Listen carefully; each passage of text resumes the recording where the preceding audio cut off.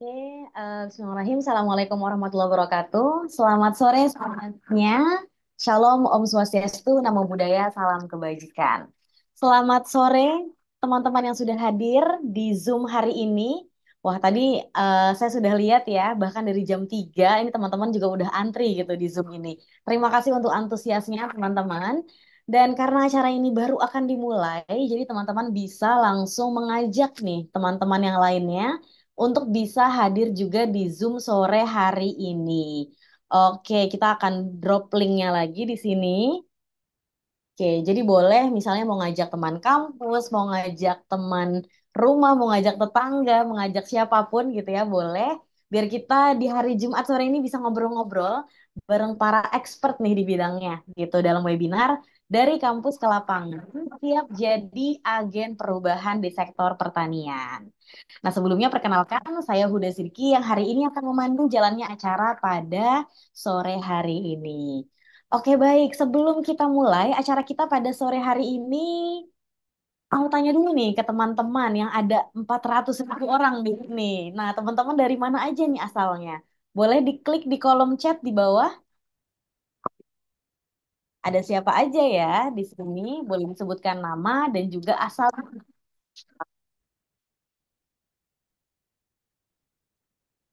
Oke, di sini ada Angga Mulyadi, ada Ahmad Zaki, terus juga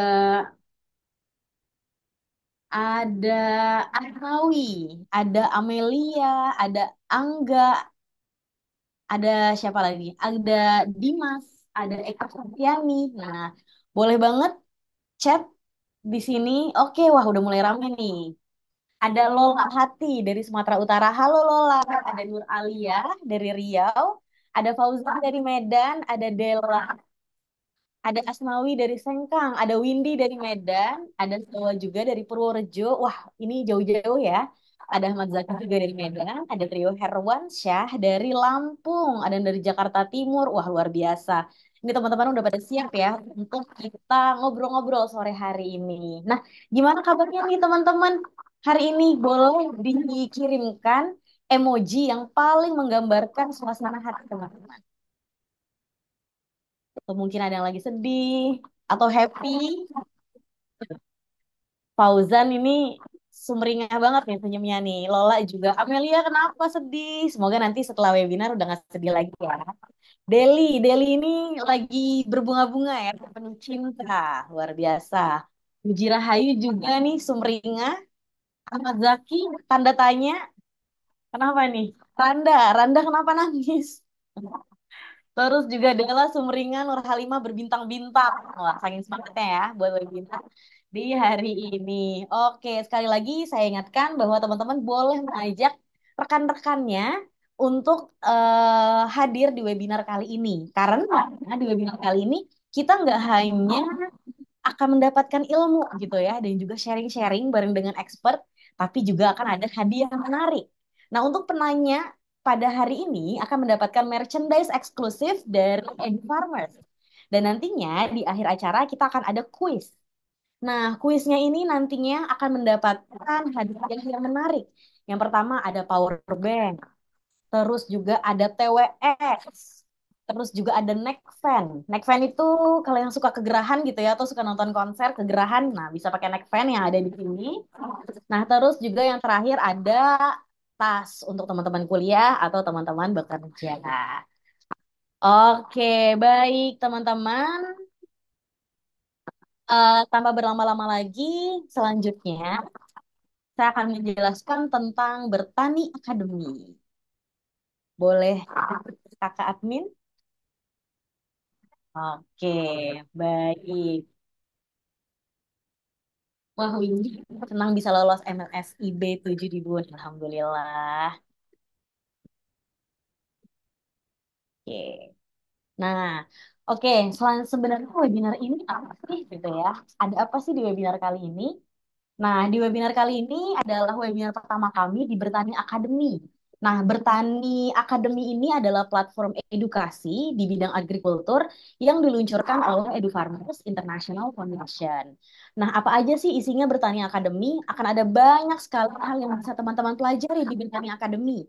Ada kursus. Nah, jadi teman-teman kalau mau tahu gimana sih cara nanam jagung yang benar dari awal sampai akhir, semua ada di kursus. Dan yang kedua, misalnya mau tahu review-review produk pertanian juga ada di sini dan juga mau tahu artikel-artikel terkini tentang dunia pertanian dan juga agrikultur, bisa langsung ke Bertani Academy.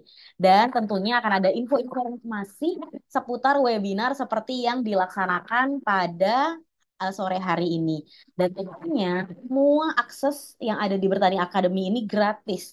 Dan webinar ini juga gratis, teman-teman. Jadi tidak dipungut biaya. Harapannya Bertani Academy ini bisa menjadi teman belajar teman-teman di bidang agrikultur dan nantinya bisa menjadi one stop solution kalau teman-teman ada bingung-bingung nih tentang pertanian, tentang agrikultur. Nah, jangan lupa bukanya Bertani Academy. Nah, selanjutnya biar kita lebih kenal lagi dengan Bertani Academy, ada video singkat tentang Bertani Academy.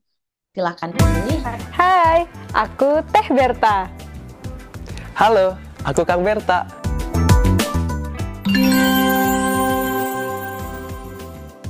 Wow, kita match. Halo Teh Berta. Nama kita sama. Iya nih, Kang Berta. Senang bisa ketemu di sini. Kamu dari Bertani Academy juga? Iya nih, seru banget ya. Apa yang paling kamu suka di Bertani Academy? Aku paling suka sama course-nya nih. Ada banyak ilmu praktis yang bisa langsung dipraktekin. Bener banget. Kalau aku sih suka baca artikel-artikelnya dan nonton video-video di YouTube Bertani Academy. Kontennya up to date, banyak cerita inspiratif juga. Setuju, bener-bener bantu buat belajar.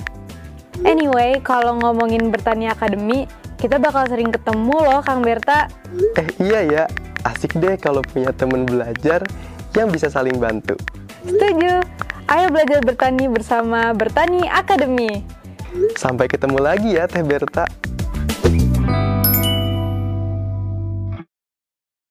Nah, itu dia tentang Bertani Academy. Kalau teman-teman masih kepo gitu ya, Bertani Academy ini apa sih? Jadi nanti silahkan untuk diklik learning.edufarmers.com dan nanti linknya akan ditaruh di kolom chat ya, teman-teman. Oke, baik. Selanjutnya, nah kita akan mulai langsung nih menuju acara utama kita, yaitu ngobrol-ngobrol bareng dua expert kita. Yaitu ada Mas Agung Hartadi selaku konten creator dari channel Pecah Telur dan juga Kak Sondang Perdana Sembiring selaku alumni Bertani untuk Negeri 8. Kita sapa-sapa dulu mungkin ya. Halo Mas Agung. Apakah suara saya terdengar? Kak Sondang? Halo Kak Uda, selamat sore. Halo. Oke, baik. Bentar. Mas Agung, apakah sudah bisa? Oke, nggak apa-apa. Kita ngobrol-ngobrol dulu bareng Kak Sondang. Boleh, Nek? Kita kenalan dengan Kak Sondang. Nah, Kak Sondang ini adalah alumni dari Bertani untuk Negeri batch yang ke-8, teman-teman. Dan sebagai the next agriculture agent, Kak Sondang ini aktif sekali nih membagikan berbagai aktivitasnya di media sosial. Ini bisa dilihat gitu ya, media sosialnya di sini ada Sondang Perdana Sembiring underscore dan didukung dengan jumlah followernya yang lebih dari 20.000 di platform Instagram. Kak Sonang ini turut untuk mengajak generasi muda untuk berkontribusi dan memajukan sektor agrikultur. Oke, halo Kak Sondang. Halo Kak Uda, Apa kabar sore ini Kak Sondang? alhamdulillah sehat sih Kak. Teman-teman semua, Alhamdulillah. Iya? mungkin bisa dipertanyakan Kak untuk teman-teman semua yang hadir di sini gimana kabarnya? Oke, gimana Mungkin kabarnya teman-teman? Ya kan, soalnya ini kan lagi pada penerimaan email dari Edu Farmers. Apakah teman-teman semuanya udah benar-benar mendapatkannya atau belum? Kalau umpamanya belum, ya insya Allah di next batch bisa diterima. Oke, jangan patah semangat ya Kak Sondang ya. Iya kak, benar banget. Oke, sip. Terima kasih Kak Sondang. Oke, nanti kita akan ngobrol-ngobrol lagi lebih dalam dengan Kak Sondang nanti di sesi yang kedua ya, Kak ya. Oke, selanjutnya kita akan memperkenalkan Mas Agung Hartadi. Oke. Halo, selamat sore Mas Agung. Halo, selamat sore. Selamat sore. Udah kedengaran Oke. belum suara Oh, saya? sudah terdengar. Tapi mungkin videonya belum terbuka ya, Mas ya? Oh iya toh. Oh sebentar, bentar. Iya. Apakah sudah? Masih hitam di sini. Bentar, bentar. Ya.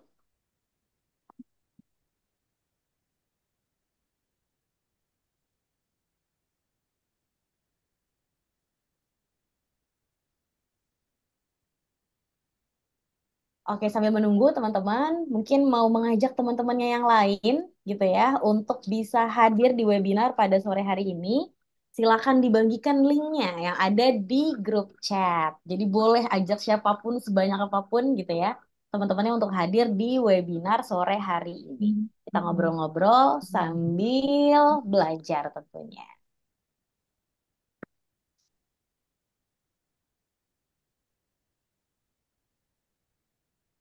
Oke, dan nanti setelah pemaparan gitu ya dari masing-masing narasumber, kita akan ada sesi tanya jawab. Nah, tanya jawabnya juga berhadiah nih teman-teman. Jadi silakan siap-siap gitu ya, difokusin matanya, dibuka telinganya gitu ya, dan semuanya dan hadir secara penuh di webinar hari ini dan silakan bertanya nanti. Akan ada merchandise eksklusif dari Edu Farmers untuk setiap penanya pada sore hari. Oke, halo, selamat sore Mas Agung. Ya, selamat sore. Apa kabar Mas Agung? Alhamdulillah baik. Kak Uda apa kabar nih? Alhamdulillah, baik. Terus sehat juga, Alhamdulillah. Oke, nah kita mau kenalin dulu nih Mas Agung Hartadi sebagai content creator dari channel Pecah Telur. Nah teman-teman kalau di sampingnya ada HP, langsung aja gitu ya dilihat di YouTube ada channel namanya Pecah Telur. Nah, Mas Agung Hartadi ini adalah pawangnya nih dari channel Pecah Telur. Dan juga sukses mengembangkan channelnya ini sampai berhasil mengumpulkan 1 juta subscriber dan banyak sekali yang sudah diliput dari Mas Agung. Di antaranya adalah kisah para wirausahawan di bidang agrikultur, terus juga ada kisah-kisah inspiratif, dan juga kalau nggak salah ada beberapa segmen ya Mas ya, ada ingon-ingon, ada tandur, dan lain sebagainya. Dan platform yang ditekuni ini juga menyuarakan kearifan lokal dan juga pengembangan sektor pertanian berkelanjutan. Oke, baik.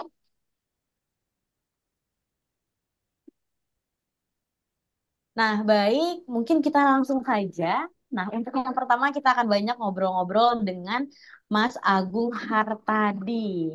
Oke. Nah, Mas Agung, sore hari ini kita akan ngobrol-ngobrol sekaligus nanti akan ada sesi tanya jawab nih dari teman-teman yang ada di Zoom ini gitu. Nah, sebenarnya kita mau tahu nih Mas Agung, gimana sih perjalanannya pecah telur gitu untuk menjadi content creator? Kan kalau misalnya banyak adik-adik Gen Z gitu ya sekarang, mereka ini tuh suka gitu jadi content creator, terus juga suka untuk bikin apapun gitu ya di TikTok, di YouTube, dan di banyak media sosial lainnya. Gimana sih cara mulainya? Kan kalau kita nonton aja kayaknya gampang ya. Tapi sebenarnya gimana sih awal mula pecah telur ini dihadirkan dan gimana cara mulai gini buat adik-adik yang ada di sini? Ya, terima kasih Kak Uda atas waktunya. Selamat sore semuanya. Eh, Mbak, Mas-mas, kakak-kakak, adik-adik ini umurnya berapa yang pada ikut Kak Uda? Gen Z ya? Gitu, pokoknya, Mas. Adik-adik semua. Jadi, oh dua-dua Kak. Oh ya siap. Adik-adik saya sebutnya gitu ya. Karena saat ini saya sudah di usia 34 menuju 35. Ya, jadi gimana sih cara memulainya eh, channel pertanian atau salah satunya adalah pecah telur. Cara memulainya ya simple. Kalau ingin memulai di YouTube, ya punya akun Gmail, bikin akun YouTube kayak gitu. Atau mau mulai di TikTok atau Instagram ya simple. Download TikTok, download Instagram, mulai upload video gitu. Nah, kalau pecah telur sendiri itu em, dimulai 2021. Eh, saya masih ingat itu video pertama diupload di tanggal 11 Februari 2021. Awalnya memang saya itu ingin fokus di pertanian saja dan peternakan. Ya, gitu kan. Saya waktu itu terinspirasi juga dari channel-channel yang sudah ada, yang sudah besar. Itu kalau peternakan, pertanian kok asik gitu ya. Kalau seorang content creator kan yang dilihat pasti view-nya gitu ya. Ini view-nya kok gede gitu ya. Nah, maka saya mencoba tuh di pertanian sama peternakan. Coba awak dapat dua konten, agak kesusahan saya mencari konten selanjutnya. Karena mungkin saya tidak dari background peternakan atau pertanian gitu ya. Ya udahlah, akhirnya saya nyoba ke sektor yang lain. Akhirnya saya lebarkan. Dari awalnya yang saya ingin hanya ingin pertanian dan peternakan, akhirnya saya bikin segmen yang lebih general. Waktu itu nama segmen adalah cerita usaha gitu. Nah, cerita usaha itu kita langsung bikin tuh 5 konten. Dulu kalau di YouTube, kalau udah itu harus punya stok konten dulu. Kalau nggak punya stok konten, biasanya agak kalau langsung bikin satu upload itu agak kesusahan gitu ya. Apalagi konten seperti kita dokumenter. Berbeda dengan konten vlog itu kan lebih cenderung lebih mudah cara bikinnya. Tapi kalau eh, video seperti kita, dokumenter, itu agak lebih susah. Maka kita harus stop dulu nih. Itu saya stok sampai 5 video. Ya udah, 5 video itu saya mulai upload satu persatu gitu. Nah, ternyata diterima dengan baik. Konten pertama tentang petani ayam petelur eh, kurang begitu waktu itu. Konten kedua tentang peternakan ikan koi itu langsung bagus. Nah, mungkin waktu itu momentumnya pas ya, waktu Februari 2021 saatnya pandemi, di saat itu sedang banyak orang yang butuh hiburan, di lockdown, butuh waktu itu yang lagi naik bisnis tanaman hias sama ikan hias. Nah, kita kasih ikan hias waktu itu, makanya naik langsung.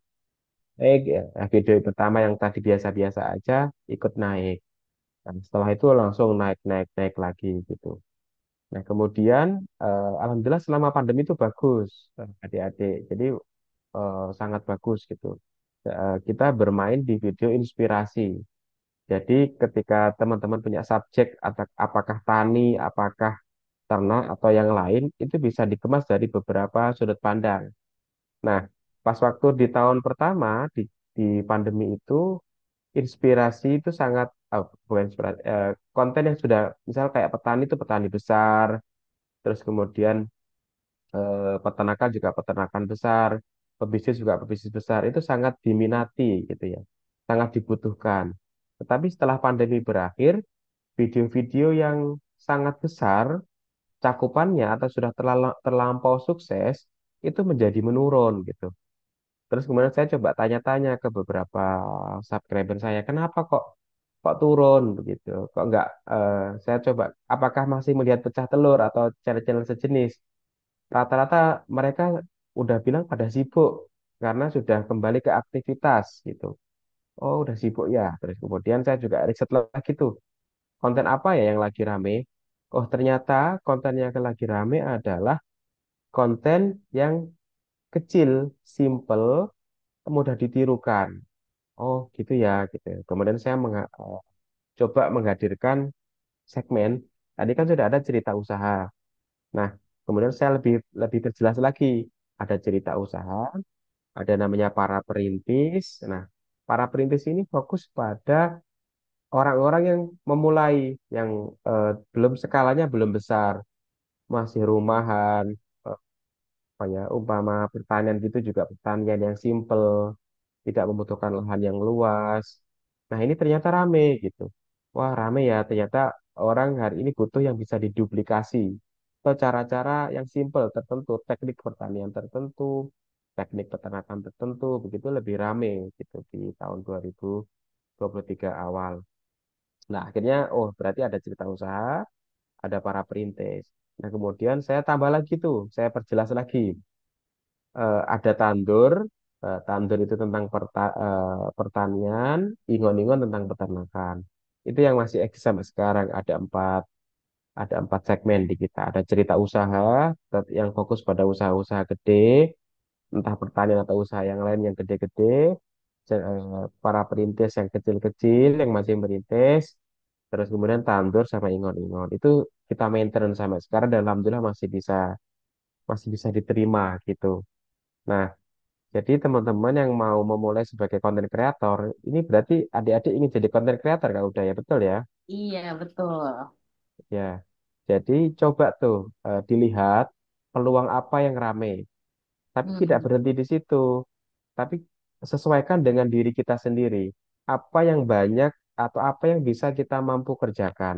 Apa yang banyak di lingkungan kita. Karena kalau teman-teman terlalu melihat keluar, terlalu melihat apa yang rame, nanti endingnya akan kesusahan mencari konten, ke, kecapean gitu loh. Nah, coba selain melihat yang rame itu juga, lihat di dalam diri kita sendiri atau lingkungan terdekat kita sendiri, apa yang melimpah, apa yang bisa kita buat video, apa yang bisa kita karyakan. Nah, hari ini apalagi ya dengan konten-konten yang simple di TikTok, di Instagram, di Reels, di Short gitu ya. Bahkan eh, sesuatu yang simple itu tetap menarik gitu ya. Karena hari ini juga tidak tidak harus seperti pecah telur yang harus semua terkonsep, semua pakai kamera yang bagus itu nggak pakai kamera HP sekarang udah bisa gitu, lebih mudah untuk memulai saat ini. Yang penting istiqomah juga. Jadi salah satu pemicu eh, konsisten, istiqomah itu konsisten ya. Salah satu pemicu konsisten adalah ya kita tidak muluk-muluk dalam membuat konten gitu ya, mudah gitu ya. Terus kita simple, terus kemudian apa namanya? eh, kita juga mencintai gitu ya apa yang kita lakukan.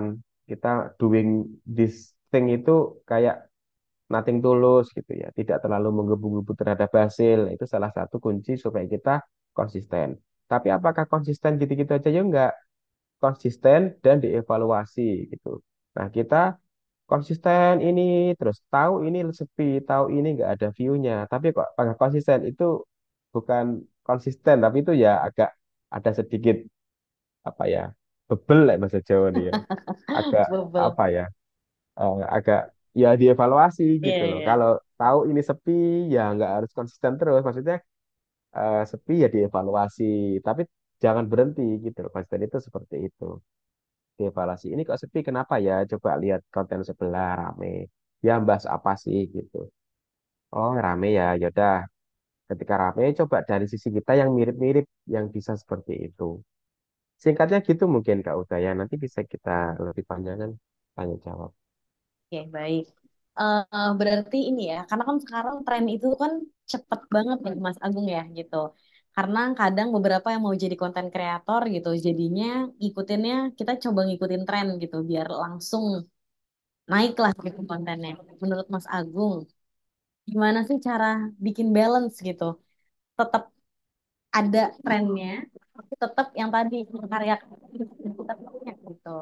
Jadi gimana biar ini tuh keep balance dan juga fokusnya bisa tetap dari value kita gitu. Nah, kalau saya siasatnya adalah stok konten sih Kak Uda. Jadi stok konten Hmm. itu juga penting. Jadi eh, kita harus punya stok konten. Memang kita harus di satu sisi harus tetap on track on value kita. Tapi satu sisi juga harus supaya mudah naik juga harus ikuti apa yang lagi rame ya, atau bahasanya momentum gitu ya. Nah, jadi eh, kalau saya mengakalinya dengan membuat stok gitu ya. Stok video saya itu kisaran 20 video, video panjang gitu ya. Ibarat saya nggak ngonten 2 bulan sampai 3 bulan itu masih aman gitu. Nah, video stok ini adalah untuk kita yang upload reguleran sambil, nah ketika kita sudah punya stok reguleran, ketika kita punya konten yang mungkin up to date, kita tahu konten ini up to date dan relate dengan kita bisa gercep eksekusi tanpa harus memikirkan yang reguler gitu. Kita langsung gercep gitu, oh ini lagi ngetren ini nih, langsung bikin kalau kita bisa gitu. Tapi kadang-kadang apa ya, eh, kita terjebak kita terjebak dalam mengejar momentum gitu. Ngejar momentum, ternyata ketika momentumnya lewat, kita nggak jadi viral juga gitu. Kadang-kadang kita juga harus creating momentum sih Kak udah. Nah, bagaimana kita creating momentum? Memang ini adalah dua, dua divisi yang berbeda. Jadi, yang kejar momentum tadi tetap dilakukan, terus kemudian yang reguler ini adalah dalam rangka kita create momentum. Nah, create momentum itu apa? Kita being myself gitu ya. Itu sometimes nanti akan menciptakan momentum di titik tertentu gitu ya. Ketika kita menjadi diri sendiri, orang semakin aware terhadap kita, orang kecil kemudian agak banyak, nanti di sampai titik tertentu, oh ternyata kita menjadi market leader nih di titik ini. Kita bisa ciptakan momentum nih, akhirnya yang lain pada ngikut. Ya, jadi memang menurut saya ada dua hal itu yang perlu kita jaga. Pertama, kita menciptakan video yang on value kita, sambil kita juga memikirkan video yang kekinian, yang hari-hari ini lagi rame, gitu. Nah, kemudian eh, yang mumpung ingat nih, saya sampaikan juga, eh, kita harus managing expectation gitu ya. Apa bahasanya ya? Terharap berharap tidak berlebihan gitu. Itu yang kadang-kadang membuat kita patah gitu. Kita bikin video effort banget, bikin video ngejar momentum susah banget, ngepasin momentum susah banget. Setelah bikin video, ternyata momentum nggak kunjung-kunjung datang, view sepi. Ah, itu yang kadang-kadang eh, membuat Rusak psikologi ya. kita down gitu ya. Mm-mm. Nah, itu kita harus managing expectation. Kita bisa bikin, kalau saya itu gini dulu, Bu. Kita apa ya, bahasa kita biasa-biasa aja dulu di lingkungan kantor ini. Kita terhadap itu biasa. Kita kerja semaksimal mungkin, menghasilkan karya sebagus mungkin. Adapun terhadap hasil, kita harus biasa-biasa aja gitu. Tidak tidak mengharapkan ini besar gitu ya. Ya sebenarnya mengharapkan sih, cuma kita remnya dengan biasa-biasa aja gitu. Jadi ya ya wes, jelek bikin lagi gitu. Karena kalau kita terus ngarep hasilnya itu juga udah di luar kontrol kita ya Mas ya. Iya, di luar kontrol kita. Apa ya, menggantungkan sesuatu terhadap sesuatu yang tidak bisa dikontrol itu adalah sebuah apa ya bahasanya ya, sebuah kurang bijaksana gitu ya. Dulu itu gitu Kak udah saya di awal-awal itu Oke. menggantungkan mood hari ini itu berdasarkan view hari ini gitu. Misal hari ini Hmm. itu saya posting video gitu. Ternyata video saya bagus. Wah, maka saya tuh moodnya bagus seharian sampai malam gitu. Tapi ketika mengharapkan bagus, ternyata view-nya jelek. Wah, itu moodnya kurang bagus gitu ya. Mungkin itu sehari gitu ya. Karena saya effort videonya kan bikin satu video itu 4 hari kalau udah. Belum sama risetnya ya. Belum sama risetnya bisa sampai 5 hari. Jadi riset, katakanlah riset sehari, take video sehari, editing 3 hari, 5 hari. Ternyata dia upload jelek. Wah, itu bad mood seharian gitu. Nah, Effortnya udah terus gede gitu ya. oh, udah gede. Nah, saya akhirnya berpikir loh, saya kok bodoh ya gitu ya. Menggantungkan kebahagiaan saya hari ini tergantung pada view saya hari ini gitu. Nah, gitu kemudian keperlahan saya rubah gitu. Nah, gitu. Oke, jadi apa namanya tadi ya managing expectation, dijaga ekspektasinya gitu ya, di manage Ya, lah, betul. diatur sedemikian rupa. Nah, kalau tadi kan Mas Agung juga bilang ya, jadi creating momentum gitu. Bisa diceritain nggak sih Mas, di titik apa gitu momentumnya pecah telurnya ini tuh berasa gitu. Di titik apa? Oh, kita udah sampai titik ini nih. Nah, alhamdulillah dari awal sudah dapat momentum, Kak udah. Luar biasa. Iya, di awal sudah dapat momentum. Nah, momentum itu eh, momentum kita pertama itu adalah ikan koi tadi, yang video kedua tadi. Hmm. Jadi Hmm. video kedua itu sudah dapat momentum. Kemudian video keempat juga dapat momentum. Video Hmm. keempat itu momentumnya adalah waktu itu lagi rame. Kita juga kan aware juga terhadap kita ketika kita jadi content creator, otomatis kita kan baca banyak berita, melihat banyak video, entah video panjang, entah video pendek gitu.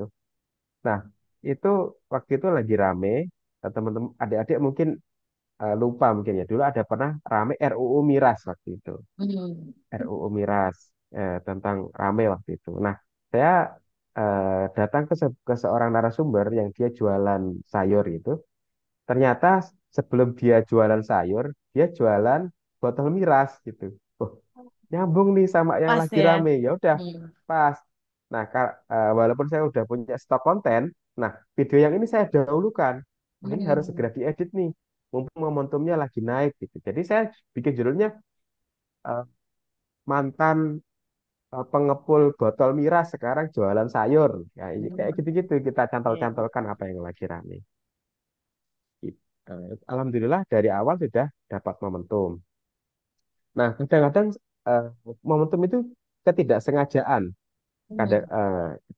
saya mengatakan momentum itu kaitannya sama rezeki, Kak udah. Hmm. Dulu karena kita pernah pengen mengejar momentum tapi nggak terkejar-terkejar. Hmm. Ada aja halangannya. Jadi contoh waktu itu kita ingin bikin eh, video 17 Agustus, nanti bikin video nasionalis dengan tema kita sambil naik Gunung Semeru waktu itu. Ternyata waktu itu lagi ada Gunung Semeru ditutup ya gitu-gitu. Padahal kita sudah merencanakan detail mau bikin video di sana sudah kita siapkan. Jadi kadang-kadang ketika kita terlalu mengejar momentum itu ya nggak tercapai juga. Jadi ya dikejar sekedarnya gitu lah. Sekedarnya. Kalau pas nemu ya alhamdulillah. Tapi kita juga tetap membuat video tetap on value kita. Wah, Itu oke. sih Kak udah. Oke, jadi momentumnya alhamdulillah juga udah ada di awal gitu ya. Tapi Ya tetap udah tadi ada. konsisten istiqomah, tapi bukan konsisten yang upload-upload aja gitu ya, Mas ya, tapi terus Iya, dievaluasi. Oke, karena kadang kayak gitu, ah, udah yang penting upload setiap hari gitu kan. Nanti juga naik sendiri. Nah, tapi ternyata itu nggak works ya Mas ya, kalau emang nggak dievaluasi terus-menerus. iya. Itu lebih ke malas sebenarnya kalau upload aja. Kan Oh, upload aja tok gitu tidak melihat analitik, tidak melihat iya. performa video kita. Jadi kita harus uh, semangat juga, kita harus rajin Hmm, juga. Minimal nggak usah banyak-banyak kita luangkan waktu sehari untuk ngecek analitik atau dalam seminggu itu ngecek. Kalau di TikTok atau di Reels atau di konten-konten pendek mungkin harian ngecek analitiknya. Mungkin setengah jam sehari kita lihat tuh performa video kita, mana video yang naik. Nah, tapi kalau di YouTube mingguan bisa. Jadi hmm, oh Ki videonya naik ini. Oh ini kok orang nonton video saya ini nggak bisa lama ya. Nontonnya cuma padahal saya kasih durasinya kan 21 menit. hmm, Tapi orang nontonnya cuma 1 menit. Wah, ini berarti hmm, ada yang salah ini. Orang nggak suka. Orang hanya kemakan thumbnail, kemudian hmm, masuk, tapi nggak bisa menikmati. Itu kan juga hmm, akhirnya tidak direkomendasikan. Jadi harus belajar juga. Ada proses pembelajaran di situ. Ketika apa ya namanya? Ketika upload, nah itu kita lihat tuh. Tapi juga jangan sering-sering dilihat karena kalau sering-sering dilihat, akhirnya nanti membuat kita ingin buru-buru. hmm, Setiap jam di refresh dilihat analitiknya hmm, belum terjadi gitu ya hmm, hmm, hmm, ya hmm. agak ya seminggu gitu dilihat kalau YouTube ya kira-kira gitu. Nah, tadi kan ada terkait dengan pembelajaran, konsistensi gitu ya tadi. Nah, sebenarnya kalau value dari pecah telur gitu ya, yang selama ini dipegang dari awal 2021 sampai sekarang itu apa sih Mas gitu? Karena kan katanya orang-orang gitu ya, kita bisa bergerak itu tuh dengan value gitu. Apapun rintangan Ya, itu tuh bisa terus dilalui karena punya value. betul. Kalau dari pecah telur itu seperti apa nih Mas? Value-nya? Ya, banyak sekali ya value value baik. Jadi value itu harus ditambah-tambah terus setiap hari juga gitu ya. Nah, termasuk juga di pecah telur. Pasti yang menggerakkan gitu. Value apa yang menggerakkan bisa sampai sekarang gitu. Memang kita butuh uang, tapi ya tidak menjadikan uang itu nomor satu. Kalau konten kreator menjadikan nomor satu uang, biasanya akan mudah patah gitu ya. Nah, value itu apa sih yang eh, jadi waktu itu waktu pandemi Kak udah. Jadi saya itu hanya ingin bagaimana saya bisa keluar, bisa tidak tinggal di rumah, bisa bersilaturahim, itu menurut saya bagus. Nah, saya sudah di titik kejenuhan gitu ya, di rumah terus, terus tidak ngapa-ngapain gitu. Itu value untuk diriku sendiri. Jadi saya bertemu dengan orang baru, apalagi saya adalah orang yang kepo kalau udah. Jadi ketika saya bisa Hmm, menginterview orang dan itu iya. legal, orang Hmm, yang diinterview tidak marah, itu bagi saya iya. adalah sebuah kesenangan gitu. Hmm, Itu bagi saya. Kemudian tapi saya kemudian juga harus berpikir bagaimana orang yang saya ajak interview, orang saya bikin video ini juga bangga. Mereka menjadi saya ingin memberikan sesuatu kepada dia gitu. Maka kita harus bikin video yang bagus gitu ya. Kenapa hmm, kita harus bikin video yang bagus? Supaya dia senang, supaya dia menjadi legacy juga bagi dia gitu ya. iya. Ibaratnya kita sedekah juga bagi dia, sedekah Hmm, sebuah tayangan pembuatan video yang bagus gitu. Nah, makanya dari awal pun kita upayakan tuh, walaupun modal kita cuma 20 juta, hmm, bukan cuma ya, mungkin bagi orang yang nggak punya. Jadi maksudnya minim gitu ya, untuk iya. pembuatan video dokumenter itu tergolong minim. Itu nggak bisa, beli satu kamera aja nggak bisa. Hmm, Apa yang saya lakukan, saya sewa. Saya sewa kamera itu sampai 120 episode. Karena apa? Karena hmm, saya ingin memaksimalkan, memberikan hadiah terbaik kepada narasumber, video yang bagus. Padahal itu belum menjanjikan, belum ada hmm, hasilnya gitu ya. Tapi saya udah berani untuk sewa, untuk memberikan dia nah, gitu. Jadi value saya ada bagi saya bisa keluar dan saya ingin memberikan value juga kepada narasumber, pada yang orang yang saya undang. Nah, sudah meluangkan waktu, saya ingin memberikan video terbaik untuk dia, gitu. hmm, Dan kalau nanti saya upload, saya juga ingin memberikan value kepada yang lihat bahwa hmm, eh, kami akan memberikan tontonan yang gratis, tapi juga dikemas dengan bagus dan bernilai gitu secara hmm, secara eh, konten gitu dan hmm, konten tapi juga memanjakan mata terus enak didengar gitu value itu yang kemudian juga saya hadirkan untuk penonton ibaratnya konten yang bagus kemasan yang bagus gitu hmm. jadi ada tiga value itu value bagi kita pelakunya value bagi orang yang kemudian kita undang sebagai narasumber value bagi yang melihat gitu itu sih Oke. gitu Ini kalau udah menarik banget Mas Agung gitu ya. Karena terkadang gitu ya ketika kita membuat konten yang kita pikirin adalah apa yang akan kita dapat gitu ya. Jadi traffic, hmm, terus juga pendapatan, penghasilan gitu ya mungkin ya.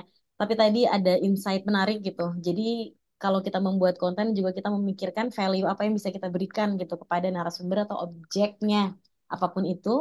Dan juga tentunya untuk yang menontonnya gitu ya Mas Agung. Oke. ya betul. Terima kasih Mas Agung untuk ngobrol-ngobrolnya. Nah, mungkin bisa kita lanjut dengan sesi tanya jawab nih teman-teman. Nah, ini bisa ditanya apapun tentang content creation, teman-teman. Jadi silahkan untuk teman-teman yang mau bertanya, boleh langsung angkat tangan dan juga dinyalakan kameranya atau dinyalakan mikrofonnya. Oke, boleh. Apakah sudah ada? Oh, ada Amelia Citra. Silakan Amelia Citra. Setelah Amelia ada Hedera. Dan setelah itu trio. Kita buka tiga penanya dulu ya, teman-teman. Oke. Dimulai dari Amelia. Silakan dibuka mikrofonnya. Kameranya Baik, juga terima boleh. kasih, Kak. Ya. Eh, baik, untuk Bapak ya, Bapak Agung. Di sini kan dari awal saya dengar itu kalau Bapak dia bukan berlatar belakang dari pertanian dan peternakan ya. Jadi, bagaimana Pak Agung sendiri itu memulai konten edukatif yang berlatar belakang pertanian dan peternakan tersebut? Karena nggak mungkin kita bisa pergi ke seorang pengusaha yang sukses dengan bagaimana sih memikat seseorang yang udah sukses itu untuk bisa masuk ke dalam konten kita. Karena konten dari Pecah Telur ini sendiri yang saya lihat itu berupa edukatif-edukatif ya. Mungkin eh, sekian pertanyaan dari saya. Terima kasih, Bapak. Ya, ya. Oke, boleh silakan Mas Agung untuk langsung dijawab. Langsung dijawab atau yang lain Mm-mm. dulu? Gimana? Mau, Langsung? ya, nyamannya gimana? Langsung aja kali. Nanti Oh iya, barangkali boleh. sama pertanyaannya. Oh iya, oke. Siap. Silakan. Langsung penanya kedua maksudnya ya? Ya, langsung Oh iya, iya. langsung pertanyaan kedua. Oke, sorry, sorry. Penanya kedua ada Mas Hedera Muhammad Tori. Boleh silakan. Baik, terima kasih atas kesempatannya. Izin bertanya Pak Agung mengenai pemaparan yang tadi telah disampaikan terkait konten edukasi terutama pertanian gitu ya. Kan sekarang kan kebanyakan tuh orang melihat tren-tren gitu ya, terutama konten edukasi. Itu bagaimana selaku Bapak ataupun yang menggiati konten edukasi gitu agar tidak ketinggalan tren gitu. Agar setiap ada tren baru kita bisa mengikuti tren tersebut. Saya kan masyarakat cenderung untuk mengikuti sebuah tren yang ada. Seperti itu, Pak. Jadi bagaimana caranya biar kita tetap update terhadap tren yang ada gitu, Pak. Seperti itu. Terima kasih. Siap. Oke, baik. Terima kasih. Penanya ketiga kali ya langsung. Mas Rio Langsung saja. Herwansyah. Ya. Oke, terima kasih Kak atas kesempatannya. Sebelumnya izin bertanya Mas, saya Trio Herwansyah dari Lampung. Tadi seperti yang Mas jelasin tadi, kalau misal dalam berkonten tuh ya harus ada konsisten ya Mas, karena ada saatnya viewers tuh naik atau turun gitu. Sebenarnya saya ingin bertanya, bagaimana sih Mas kalau harus eh, kalau berkonten itu kan harus memiliki konsistensi. Konsistensi apa yang udah dilakukan di channel Pecah Telur ini, Mas, hingga mencapai subscriber itu sudah sampai 1 juta, dan tadi saya lihat di channelnya juga per minggu itu bisa upload eh, 3 sampai 4 kali lebih. Gitu. Apa sih konsistensinya sampai sekarang masih semangat untuk upload dan berkonten gitu, Mas? Cukup. Siap. Oke, siap. Jadi yang pertama dulu saya jawab dari Kak Amelia, Citra. Jadi apa sih? Saya bukan dari background tanian, tapi kok bisa konten tentang tani gitu ya. Dan juga bagaimana kita bisa mengajak orang yang sudah sukses untuk masuk di konten kita gitu. Memang yang paling susah adalah masa-masa pertama. Jadi masa-masa pertama eh, itu yang paling susah, masa-masa penentuan. Dan belum ada portofolio. Kalau sekarang kan orang kalau mau lihat, Pak, Kak, saya mau konten di tempatnya Kakak. Ini dari mana? Dari Pecah Telur. Otomatis dia akan lihat, oh ternyata kontennya udah bagus, udah banyak ya followernya, kontennya juga bagus-bagus. Wah, kebanyakan mau. Tapi kalau pertama itu yang susah gitu ya. Dulu bahkan pertama itu eh, ada pertama kali itu pastikan dari teman ya biasanya.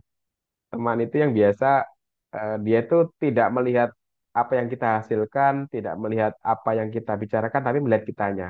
Tapi kalau kalau kita datang ke sana biasanya, Pak, aku mau konten. Oh, oke, siap. Nah, gitu. Cari teman seperti itu. Nah, kalau nggak punya teman seperti itu, berarti mungkin pertemanannya ditambah gitu ya. Saya 3 konten pertama itu dengan teman saya sendiri.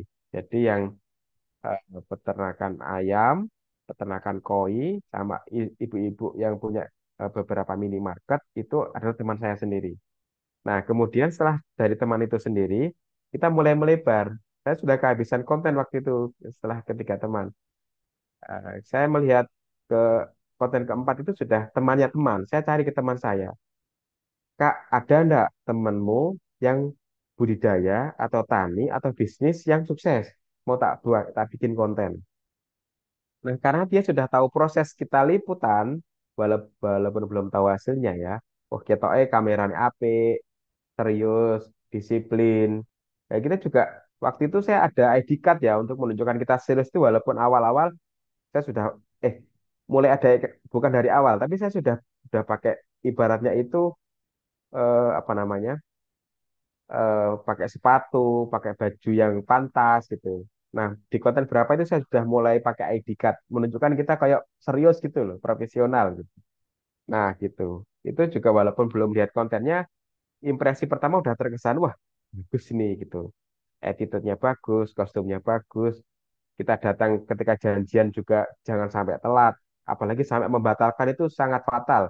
Kita janjian konten hari ini, ternyata kita ada kepentingan dan kita nggak datang. Wah, itu sangat fatal. Kalau bisa harus tepat gitu ya. Jadi seperti itu. Eh, Nah, awal-awal itu yang sangat susah memang. Bagaimana kita meyakinkan orang untuk mau di konten kita. Awali dengan teman, kemudian temannya teman. Nanti kalau sudah kita mulai bagus, mulai upload video, apalagi sudah mulai followernya banyak, itu akan lebih mudah.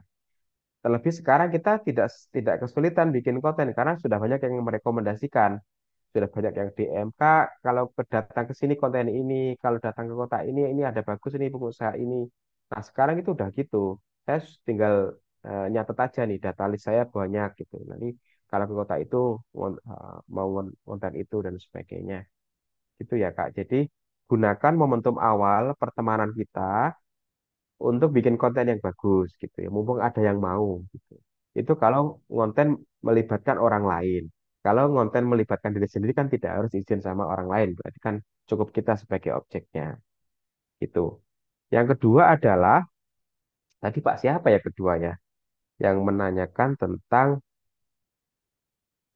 yang Ada kedua Mas tadi. Hedera Muhammad Torik biar nggak Oh ketinggalan ya, tren.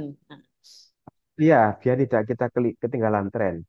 Kita harus follow atau apa ya ibaratnya itu follow atau subscribe atau konten-konten yang relate dengan kita. Jadi misal saya bisnis ini, saya di ekonomi, pertanian, peternakan. Maka saya segala hal yang membahas tentang peternakan, pertanian, bisnis itu saya ikuti, saya follow, saya subscribe gitu. Terus kemudian bahkan ibarat kan kita juga punya channel-channel sejenis gitu ya. Akun-akun sejenis itu kita follow semua. Jadi kita yang di timeline kita itu tentang ya seputar itu gitu. Itu bedakan dengan akun yang sendiri ya.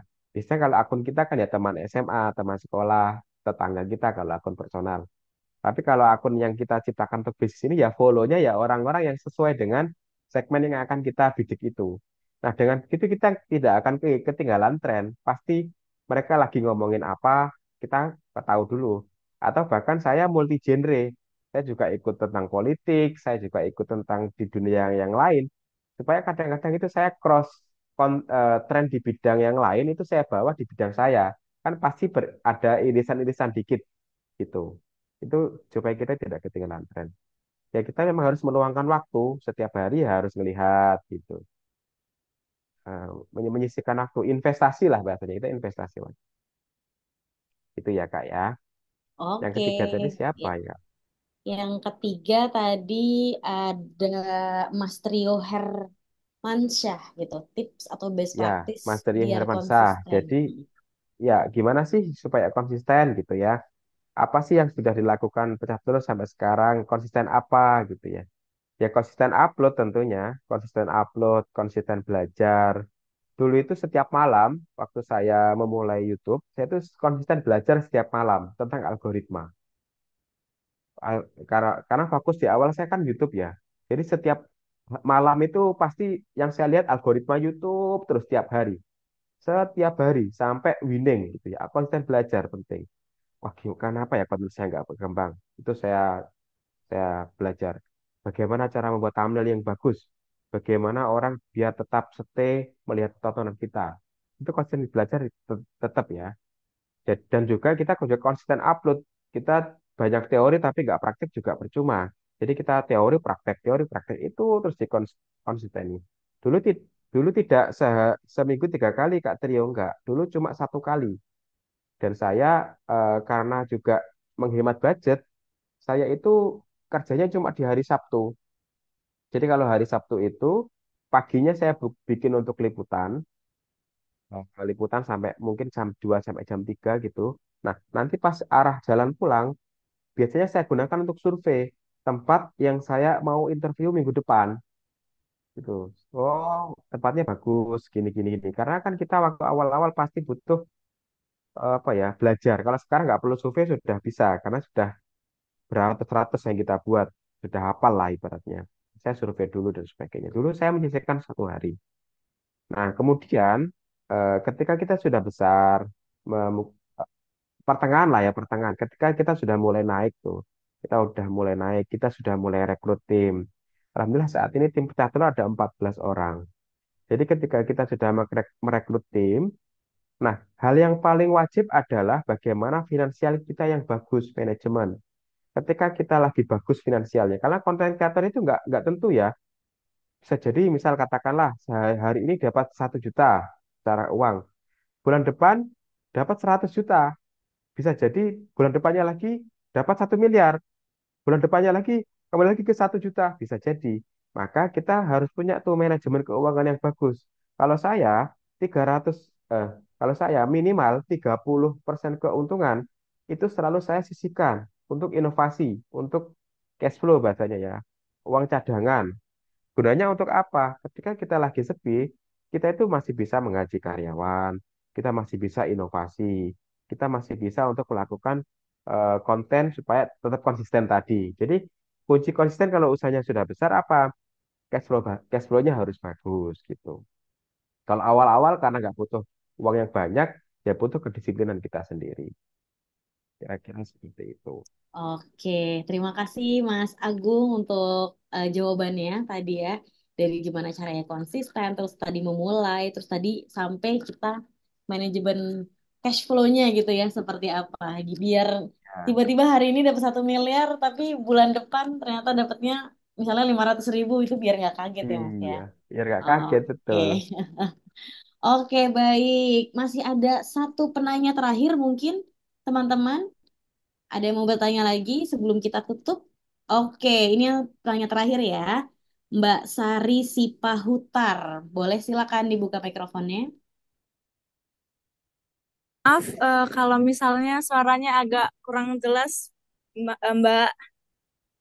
Di sini saya izin memperkenalkan diri terlebih dahulu. Saya Saris Putar dari Universitas Lampung. Izinkan saya bertanya untuk Mas Agung Hartadi.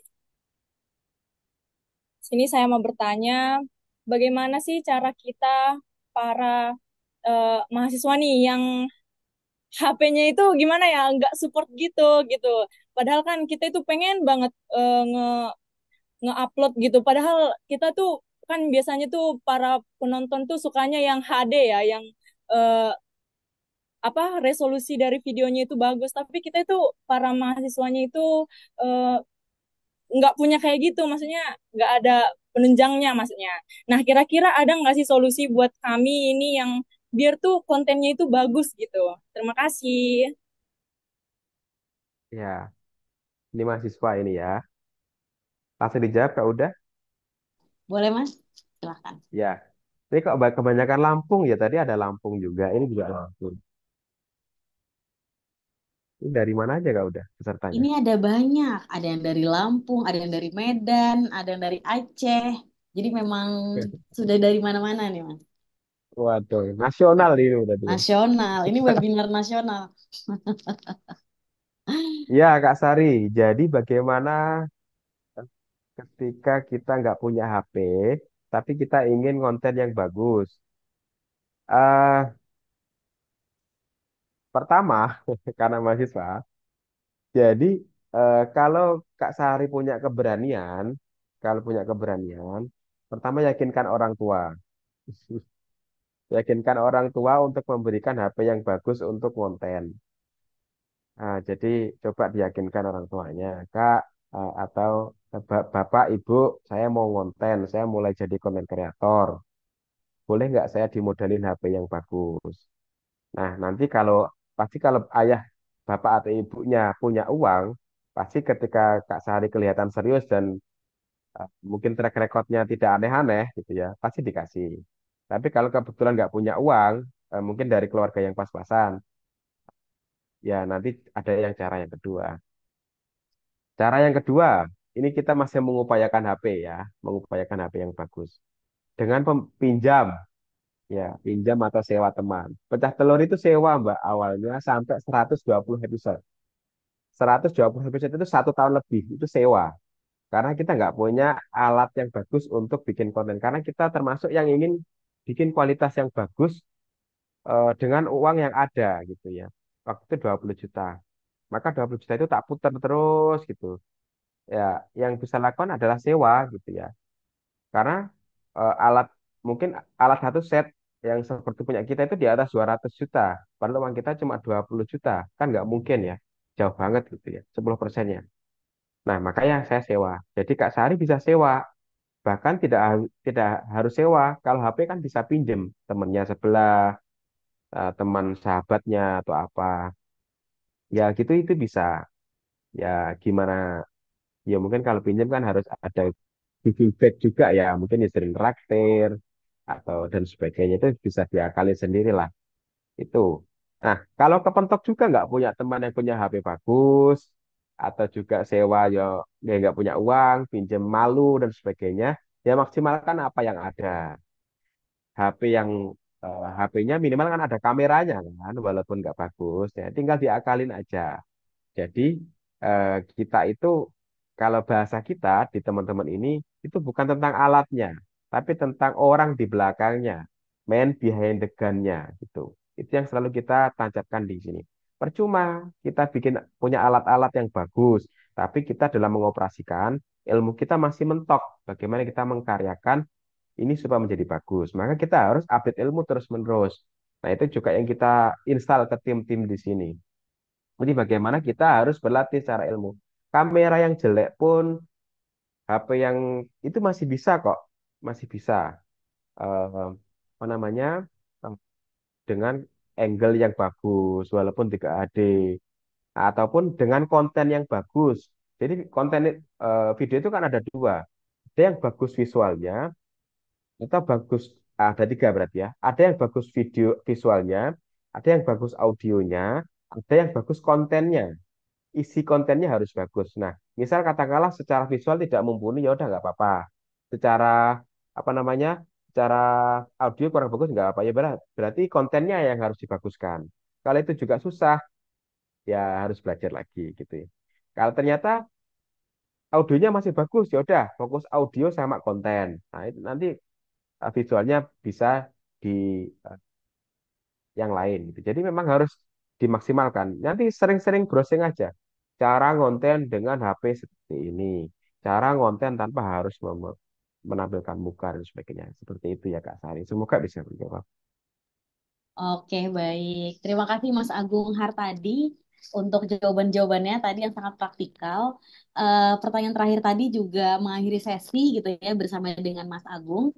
Ada beberapa hal yang sudah kami highlight dari ngobrol-ngobrol sore ini bersama dengan Mas Agung. Yang pertama adalah tentunya dimulai dulu gitu ya. Kalau ditanya gimana caranya buat konten, ya tinggal download TikTok, download YouTube, download Instagram, lalu upload gitu ya. Konten. Ya. Betul, lalu upload konten. Nah, tapi gimana caranya konsisten? Tadi konsisten ini nggak hanya istiqomah upload, tapi juga istiqomah belajar gitu. Istiqomah belajar dan juga istiqomah untuk terus ngelihat analitik dan juga ngelihat tren-tren yang sudah ada. Dan juga tadi yang penting banget itu bukan tentang alatnya apa gitu ya, tapi tentang man behind the gun. Gimana kita memaksimalkan apa yang kita punya, maksimalkan apa ide yang kita punya, dan juga memaksimalkan alat-alat yang kita punya sekarang. Tadi kalau misalnya gambarnya belum mumpuni tapi suaranya oke, oke, kita bisa pakai suaranya juga, suaranya dulu gitu. Atau ternyata suaranya belum oke, tapi gambarnya udah oke. Nah, kita juga bisa mulai dari sana. Dan juga tentunya bisa juga dengan minjam dulu ya, Mas ya, ke teman-teman. Ada banyak cara yang bisa dilakukan untuk menjadi konten creator.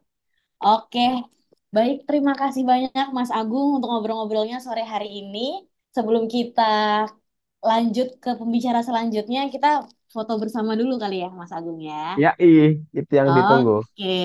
Nah, teman-teman di sini boleh buka kameranya. Jangan khawatir gitu ya. Perlihatkan senyum cantik-cantik dan ganteng-gantengnya. Nah, luar biasa. Udah kelihatan nih. Ada Mbak Ani Nurahmi. Oke, ada Mas Hedera, ada Mbak Sari. Oke, masih ditunggu foto-fotonya, foto-fotonya, kameranya. Foto-fotonya. Oke. Kayak kita yang kasih foto nanti Kak udah. Kenapa? Iya, Gimana? ditunggu. Oh iya, Ditunggu, ditunggu. oke oke. Siap. Oke, ada lagi yang mau buka kamera? Oke, ada lagi? Masih ditunggu? Satu, dua, belum ya? Ini belum belum difoto ya? Belum foto, masih nunggu yang buka. Oke, Hitung pose ada gitu. lagi? Mas admin juga boleh kalau mau buka kamera. Oke, sip. Oke, kita mulai ya foto-fotonya. Tunjukkan senyum terbaiknya. Oke, satu, dua, tiga. Oke, sekali lagi senyum terbaiknya. Satu, dua, tiga. Terima kasih semuanya. Terima kasih juga Mas Agung untuk waktunya dan Udah juga ya. sharing-sharingnya. Siap, siap, siap. Udah. Saya izin live ya. Oke, boleh. Terima kasih Mas Agung. Terima kasih semuanya Kak udah. Adik-adik tetap semangat, tetap berkarya. Semangat, semangat. Assalamualaikum warahmatullahi wabarakatuh. Izin keluar. Waalaikumsalam warahmatullahi wabarakatuh. Oke, baik teman-teman semuanya. Nah, masih ada sesi yang kedua nih. Nah, untuk teman-teman yang penanya tadi, nah teman-teman boleh silahkan untuk chat ke admin yang ada di kolom chat yang ada di bawah, yang udah aku tulis tadi ya, gitu. Jadi silahkan nantinya untuk para penanya, silahkan chat nama kamu, alamat lengkap, dan juga nomor telepon ke 0852 8251 1018 untuk pengiriman hadiah. Dan semua yang bertanya pada sore hari ini akan mendapatkan hadiah eksklusif merchandise dari Edu Farmers. Oke deh, sip teman-teman, masih semangat untuk acara sore hari ini? Mana nih? Suaranya di kolom chat masih semangat? Masih semangat luar biasa. Ada Devi, Mufadol juga go go go. Devi juga masih semangat. Gas katanya masih dong. Oke, senang banget nih karena teman-teman masih semangat. Dan boleh juga nih ajak teman-temannya yang lain untuk kita ngobrol-ngobrol nantinya ke pembicara kedua yang gak kalah serunya untuk sore hari ini. Oke, ini Asmawi mau bertanya tapi udah gak dapet. Jangan khawatir, masih ada sesi tanya jawab lagi nanti bareng pembicara yang kedua. Jadi stay tune ya teman-teman. Oke, langsung aja tanpa berlama-lama kita panggil narasumber kita yang kedua, yaitu ada Kak Sondang Perdana Sembiring. Halo Kak Sondang. Halo Kak Uda, selamat sore. Sore Kak, gimana udah siap untuk cerita-cerita sore hari ini? Sebenarnya Kak sudah sangat ready mau bagi-bagi cerita ke teman-teman semuanya. Wah, luar biasa Kak Sondang. Oke Kak Sondang, nantinya untuk PPT-nya akan dibantu oleh tim dari Edu Farmers. Untuk teman-teman nantinya kalau sesi tanya jawabnya udah mulai, boleh silakan langsung raise hand aja ya. Oke, kepada Kak Sondang, waktu dan tempat kami persilakan. Oke, Kak, baik, terima kasih. Selamat sore semuanya. Mungkin saya perkenalan diri dulu. Perkenalkan, nama saya Tonang Perdana sendiri. Saya berasal dari Universitas Muhammadiyah Sumatera Utara dan saya merupakan salah satu alumni dari Pertani untuk Negeri Batch 8. Mungkin slide-nya bisa diganti, Kak? Oke, mungkin saya mau jelasin dulu sedikit ya tentang Edu Farmers ataupun bertani untuk negeri itu. Yang pertama itu ada tujuan program bertani untuk negeri itu apa sih? Nah, jadi untuk tujuannya itu ada banyak, cuman yang bisa aku highlight itu secara sempurna itu, jadi program pertanian untuk negeri ini untuk menciptakan pemimpin generasi masa depan di sektor pertanian. Nah, di mana semakin banyaknya populasi manusia di muka bumi ini, maka harus banyak pangan ataupun pertanian yang harus diciptakan. Kenapa? Karena setiap manusia yang hidup itu membutuhkan makanan dan gizi dan nutrisi yang harus mencukupi dalam kehidupannya. Terus yang kedua ada kegiatan program bertani untuk negeri. Nah, mungkin teman-teman mungkin ada sekilas bertanya, apa sih kegiatan dalam bertani untuk negeri itu, terus seseru apa sih di bertani untuk negeri itu. Nah, pengalaman saya, kegiatan program petani itu ada banyak. Nah, yang pertama itu adalah mendampingin petani mitra. Jadi nanti kita itu di sana itu akan mendampingin petani-petani yang dimana kita tidak menjadi orang yang lebih pintar dari mereka, namun kita bisa berbagi ilmu ataupun bertukar ilmu dengan petani-petani di sana. Karena sepengalaman saya, petani yang saya kejumpain itu bukan petani awal, bahkan mereka sudah melebihi 24 tahun menjadi petani, bahkan yang paling banyak itu adalah 57 tahun. Terus yang kedua itu ada mendapatkan pelatihan dan bimbingan untuk meningkatkan hard skill dan soft skill. Terus juga mungkin teman-teman yang di luar dari anak agroteknologi mungkin bisa mengikuti program ini karena teman-teman kapan lagi dapat ilmu yang sangat bermanfaat gitu. Bisa ada budidaya cabai, kakao, jagung, coklat, dan ada juga penelitian di pertanian untuk negeri ini. Terus juga membangun portofolio magang yang berserikat dari Kemendikbud Dikti. Nah, jadi teman-teman, ini adalah suatu benefit yang kita dapatkan kalau kita mengikuti program bertani untuk negeri.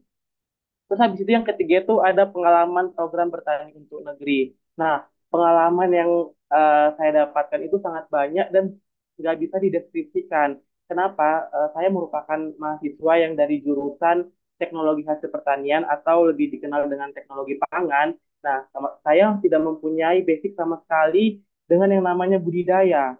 Nah, dengan adanya program bertani untuk negeri ini, saya mendapatkan banyak sekali ilmu-ilmu yang belum saya dapatkan di kampus. Contohnya budidaya. Nah, saya belum pernah budidaya. Dengan ada program ini, saya jadi bisa budidaya. Saya juga mengerti apa itu OPT. Saya juga mengerti kenapa harga harga cabai itu lebih mahal. Sedangkan konsumen itu pada ngomong, kenapa sih harga cabai itu mahal? Nah, untuk teman-teman, ternyata proses budidaya itu tidak mudah dan proses budidaya itu tidak murah. Jadi, saya baru sadar sekarang, oh ternyata selama ini saya mengeluh, kenapa sih harga cabai itu mahal? Ternyata inilah penyebabnya. Disebabkan oleh teknik budidayanya, biaya budidayanya yang sangat mahal. Terus yang keempat ada dampak program bertani untuk negeri. Nah, dampak program bertani untuk negeri ini sangat banyak teman-teman yang dimana yang saya dapatkan itu adalah peningkatan pengetahuan petani dampingan meningkat selama 25%, terus peningkatan penerapan SOP petani dampingan saya itu bertambah 30%, terus yang ketiga itu peningkatan produktivitas petani saya itu eh, bertambah 15%, sama target produktivitas petani saya itu mendapatkan 7 ton per hektar atau bisa lebih. Terus yang kelima, yang terakhir itu adalah tantangan program bertani untuk negeri. Menurut saya tantangannya itu adalah bagaimana cara kita terbuka kepada petani tersebut. Nah, kalau umpamanya kita udah terbuka kepada petani, mereka akan menyampaikan kepada kita permasalahan mereka itu apa, terus apa yang terkendala pada mereka itu sama di bahasa. Nah, kebetulan saya itu kemarin itu ditempatkan di Cianjur, Jawa Barat. Jadi yang mayoritas Sunda. Nah, petani di sana itu eh, bahasa daerahnya itu sangat kental. Jadi sehingga mereka itu menggunakan bahasa sehari-harinya itu adalah bahasa daerah, yaitu bahasa Sunda. Nah, sehingga saya mengalami sedikit kesulitan untuk memahami makna ketika mereka ingin berbicara ataupun meminta bantuan. Mungkin itu aja sih tantangan yang saya rasakan selama program bertani untuk negeri. Next. Baik teman-teman, ini adalah sedikit dokumentasi saya. Nah, di foto pertama itu adalah saya dan teman-teman saya. Nah, itu kami diberikan demo plot ataupun lahan percobaan yang dimana kami akan budidaya, ada budidaya cabai, ada juga sawi. Jadi, kami melakukan praktik langsung. Bagaimana cara budidaya cabai itu dimulai dari eh, benih hingga panen gitu. Terus yang kedua itu ada panen, panen cabai petani dampingan itu cabai merah. Terus yang ketiga itu ada panen cabai rawit. Terus yang keempat itu melakukan penyuluhan ataupun di pertanian untuk negeri itu biasanya ngomongnya FFS atau Farmers Field School yang dimana kita sebagai mahasiswa akan menyampaikan inovasi-inovasi terbaru yang dimana dapat membantu pengetahuan petani dampingan. Terus yang keempat juga masih sama FFS dan yang kelima juga masih sama FFS. Boleh di next. Oke, mungkin di sini kita membahas kontribusi di banyak lini sebagai mahasiswa pertanian, menyumbangkan pengetahuan dan keterampilan untuk kemajuan pertanian. Ya. Oke, teman-teman. Sebenarnya ada banyak sih problem yang saya temukan. Cuman yang paling sering saya temukan itu adalah sudut pandang anak muda terhadap pertanian. Kenapa? Karena anak muda sekarang itu menganggap pertanian itu memandang itu cuma sebelah mata. Karena mereka mendengarkan kalimat pertanian itu seakan-akan pekerjaannya itu adalah mencangkul ataupun panas-panasan di kebun ataupun menjadi eh, budidaya ataupun jadi petani-petani biasa gitu. Terus yang kedua, gaya hidup yang sudah berubah 360 derajat ya. Kita sebagai generasi Gen Z mungkin teman-teman juga merasakan kita itu semuanya ingin serba instan, pengen semuanya langsung selesai gitu. Sedangkan di dalam dunia pertanian tidak ada yang instan. Kita harus meneliti, kita harus mengamati, kita harus mempelajari mulai dari mereka kecil sampai mereka dapat kita panen. Next. Ini adalah dua kunci untuk memperkuat ilmu pertanian kita. Pertanian adalah sektor yang sangat vital baik secara ekonomi maupun sosial karena menjadi tulang punggung ketahanan pangan dunia. Selain menyediakan kebutuhan dasar manusia, petani juga berperan dalam pembangunan ekonomi, pemberdayaan masyarakat, pedesaan, dan pelestarian lingkungan. Yang kedua, petani adalah kunci untuk memastikan setiap orang memiliki akses terhadap makanan yang cukup, aman, dan bergizi dengan populasi dunia yang terus bertambah. Pertanian harus terus berinovasi untuk memenuhi kebutuhan pangan global. Nah, seperti yang sudah kita bahas tadi yang di awal itu, pertanian itu nggak bisa dianggap pekerjaan yang tidak berfungsi. Bahkan pertanian adalah sumber ataupun puncak rantai makanan yang dimana kalau tidak ada pertanian, mungkin manusia yang hidup di muka bumi ini tidak akan dapat memenuhi nutrisinya ataupun tidak merasakan kekenyangan ataupun juga merasakan kesulitan gitu. Jadi untuk kita generasi muda tetaplah mempertahankan dunia pertanian ini karena eh, dunia sangat membutuhkan pertanian. Next, apa sih kontribusi mahasiswa pertanian? Mungkin teman-teman berpikir, "Aduh, gimana ya caranya untuk mendalami pertanian atau apa sih kira-kira kontribusi kita terhadap zaman sekarang itu ataupun apa sih yang bisa kita lakukan sebagai mahasiswa pertanian?"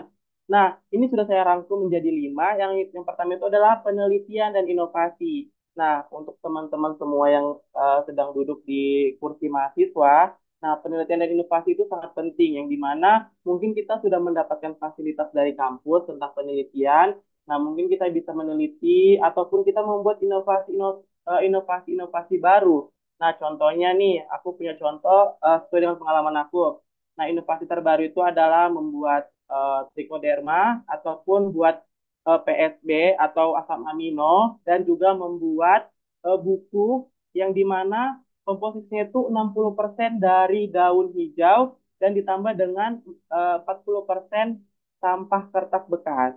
Nah, itu tadi itu diteliti kira-kira kalau buat asam amino ataupun buat trichoderma itu dapat berpengaruh nggak ya sama petani. Nah, sudah dibuktikan bahwasanya itu sangat berguna untuk petani karena dapat mengurangi pengeluaran mereka terhadap pembelian pupuk-pupuk kimia.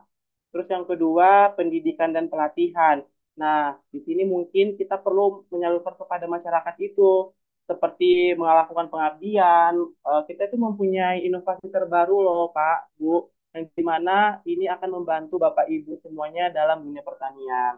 Terus yang berikutnya itu ada pengabdian masyarakat, yang dimana mungkin kita nanti bisa mencontohkan kepada mereka, mungkin dari hal-hal terdekat dulu, contohnya seperti limbah sampah dapur di rumah tangga itu bisa dibuat jadi ekoenzim ataupun limbah dari tongkol jagung bisa menjadi diubah menjadi pupuk yang dapat memberikan nutrisi pada tanah ataupun yang terakhir eh, memanfaatkan limbah singkong kulit singkong itu menjadi pupuk juga. Terus yang keempat ada konservasi dan lingkungan, yang dimana mungkin kita ketahui bahwa sampah di Indonesia itu sangat banyak. Nah, dengan cara menggunakan sampah-sampah yang bisa digunakan seperti tadi ada kertas bekas itu yang bisa didaur ulang lagi sehingga menghasilkan kertas dan menghasilkan buku gizi. Terus yang kelima, pertanian juga bisa kok menjadi wirausaha dan bisnis. Contohnya nih, tadi itu ada ilmu gizi, ada juga pupuk-pupuk nabati, ada juga sekarang itu lagi tren itu ada snack-snack yang dikeringkan gitu. Jadi sehingga teman-teman bisa merasakan eh, buah-buahan itu secara langsung gitu.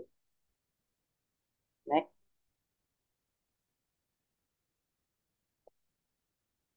Oh, baik, mungkin ini adalah sedikit dokumentasi yang pernah saya temukan di kampus selama saya berkuliah selama 4 tahun. Yang pertama itu ada ekoenzim. Nah, ekoenzim ini bisa juga terbuat dari sampah-sampah rumah tangga, contohnya kulit buah jeruk, ataupun kulit semangka, ataupun sayur-sayuran yang sudah tidak terpakai lagi. Nah, ini akan kita olah, akan kita fermentasikan, dan akan menghasilkan ekoenzim. Nah, ekoenzim ini bisa untuk menjernihkan kolam dan bisa juga digunakan sebagai sabun cuci piring ataupun menjadi obat menghilangkan bekas luka. Terus yang kedua itu ada penyuluhan tentang trichoderma yang dimana sangat berfungsi untuk para petani, yang dimana untuk menghambat pertumbuhan penyakit-penyakit pada tanaman-tanaman petani tersebut. Terus yang ketiga ada fotosintesis bakteria ataupun PSB ataupun asam amino, yang dimana ini juga sangat berfungsi dan bermanfaat kepada petani sehingga eh, tumbuhan-tumbuhan mereka itu berfotosintesisnya itu secara cepat dan sangat-sangat subur. Jadi penggunaan PSB ini bisa meningkatkan populasi cabai tadi itu. Nah, eh, petani dampingan saya itu menggunakan PSB dan cabainya itu bisa panen sampai 25 sampai 30 kali. Next. Dan ini adalah beberapa contoh pelatihan dan pendidikan yang pernah saya ikuti juga. Itu ada di Perhutani, Desa Cianjur, terus ada juga di BPP Pacet Cianjur, sama ada di Desa Cipendawa Cianjur.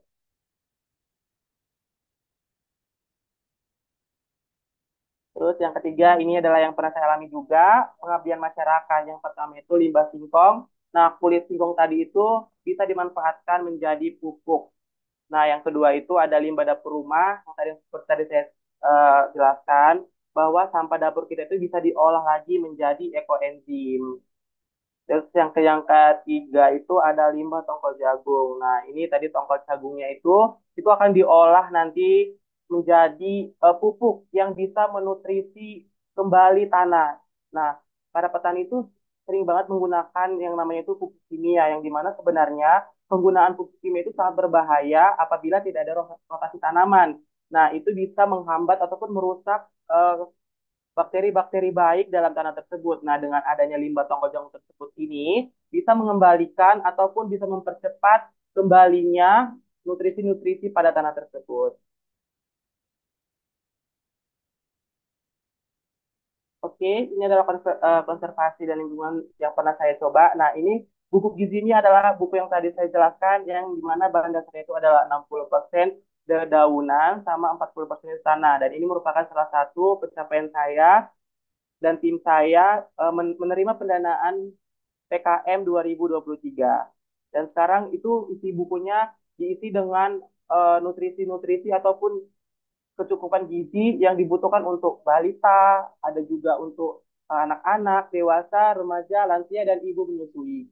Terus yang kedua, ekoenzimnya juga itu sudah bisa dijual. Jadi tadi dari limbah itu bisa menghasilkan uang. Terus yang ketiga ada pupuk eco-friendly, yang dimana bisa juga menggunakan limbah-limbah sayur-sayuran ataupun buah-buahan yang busuk.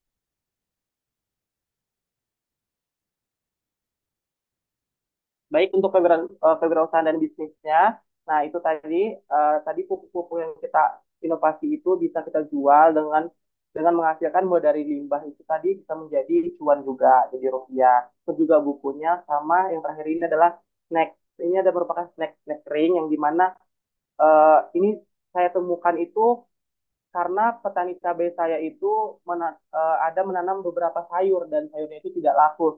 Jadi mungkin saya berpikiran untuk mengeringkan hasil panen tadi itu supaya tidak busuk. Nah, untuk mencegah mereka mengalami kerugian, jadi kita inovasikan lagi untuk jadi snack. Jadi istilahnya petani itu tidak ada kata rugi, jadi mereka mengolah terus sehingga mereka yang mereka hasilkan itu tetap menjadi uang ataupun cuan.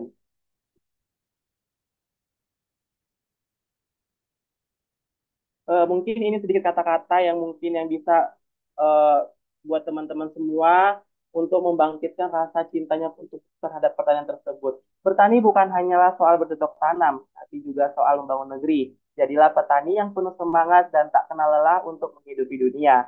Di tangan kita, pertanian bisa menjadi kekuatan perubahan. Mari kita buktikan bahwa pertanian adalah profesi mulia yang mampu menggerakkan ekonomi dan menjaga bumi. Pertanian adalah warisan leluhur kita dan kunci untuk masa depan kita. Teruslah belajar, berinovasi, dan berjuang untuk menjadikan lebih baik. Baik, saya tutup. Bertani untuk negeri, ada untuk petani. Wah, luar biasa. Terima kasih Kak Sondang Perdana Sembiring. Jadi untuk paparannya yang lengkap sekali gitu ya. Jadi kebayang nih gitu pas Kak Sondang di lapangan tuh banyak sekali hal yang dilakukan ya Kak ya gitu. Dari mulai mendampingi petani, bahkan ada eh, pendidikan pelatihannya juga. Terus juga tadi membuat buah kering. Tadi saya juga amazed banget nih sama membuat buah kering. Jadi jadi salah satu cara ya agar nantinya hasil-hasil dari petani ini tidak membusuk gitu ya. Jadi memang selalu ada cara ya untuk bisa memaksimalkan potensi dari pertanian ini gitu. Seperti yang tadi juga sudah dipaparkan oleh Kak Sondang. Nah, selanjutnya Kak Sondang, ini kita mau ngobrol-ngobrol lagi nih, tapi lewat sesi tanya jawab. Silakan pada teman-teman. Oke, silakan untuk penanya pertama dari mungkin lebih enak dibuka kali ya kameranya ya, penanyanya ya. Yang pertama ada Mas Mufadol, ada Devi, terus juga ada Mbak Ani Nurahmi. Oke, boleh? Silahkan untuk yang pertama, Mas Mufadol. Permisi, apakah suara saya terdengar jelas? Iya, terdengar jelas. Saya Oke, terima sebentar. kasih atas kesempatan diberikan oleh Ibu Moderator. Jadi, perkenalkan, terlebih dahulu nama saya Mufaddal. Saya berasal dari Mamuju. Saya sekarang berkuliah satu payung dengan Mas Sondang ini, berasal dari Universitas Muhammadiyah, Mamuju, Sulawesi Barat. Nah, saya juga merupakan petani milenial, termasuk menggarap lahan pribadi. Tapi itu bukan substansinya. Jadi tadi pemaparannya sangat luar biasa, mulai dari experience terkait PKM, apalagi ini experience, experience mahal terkait bertani untuk negeri. Nah, sebetulnya saya juga mendaftar, tapi mungkin saya gugur di tengah jalan karena tidak ada email lanjutan dari panitia MBKM. Eh, tad, ini terkait ada tadi sempat disinggung terkait pendampingan kepada petani. Nah, pertanyaan saya ini termasuk kepada kegiatan penyuluhan. Nah, menjadi tantangan besar di lapangan adalah ketika kita bertemu dengan petani. Karena Buat ketika kita mengampanyekan sesuatu yang sifatnya lebih modern atau ada teknologi sebagai alternatif yang lebih modern kepada petani, karena memang petani kita saat ini itu usianya di atas lebih 60 tahun.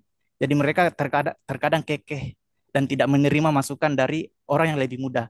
Nah, pertanyaan saya, bagaimana cara Mas Sondang untuk orientasinya kepada petani untuk agar inovasi ini dapat diadopsi oleh petani? Mungkin hanya itu. Terima kasih atas kesempatannya. Wassalamualaikum warahmatullahi wabarakatuh. Waalaikumsalam. Terima kasih. Boleh, silakan langsung dijawab kali ya, Kak Sondang. Iya Kak, mungkin aku jawab aja ya biar nggak terlupa. Oke, mungkin terima kasih kepada Mas Fadol pertanyaannya. Ya, benar Kak.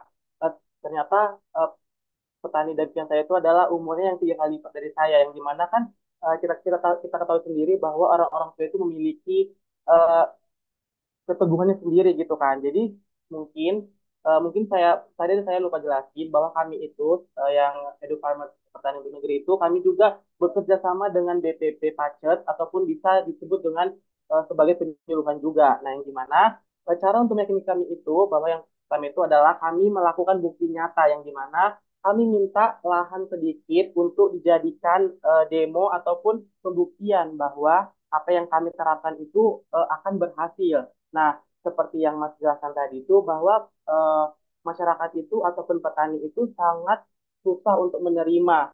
Nah, dengan adanya tadi bukti nyata tersebut itu dapat meyakini mereka bahwasanya apa yang kita beritahukan kepada mereka itu adalah nyata ataupun tidak hanya banyak embel-embel doang. Mungkin itu sih yang bisa saya sampaikan. Cuman nggak semua petani sih ada yang eh, tetap dengan teguh sendiri, ada juga yang oh iya mungkin saya terima, saya coba gitu. Mungkin saya juga berbicara kepada petani tersebut, mungkin kalau umpamanya ada terkendala ataupun kejadian di luar dari ini mungkin bisa dikabarin aja Pak biar langsung segera kita atasi gitu. Mungkin itu aja sih Mas yang bisa saya sampaikan.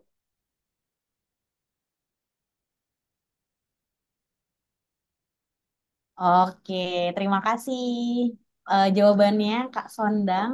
Mungkin karena waktunya agak mepet gitu ya, kita bisa langsung ke penanya berikutnya ya. Tadi ada Kak Devi ya, tadi Iya yang Kak, sudah saya. ditunjuk.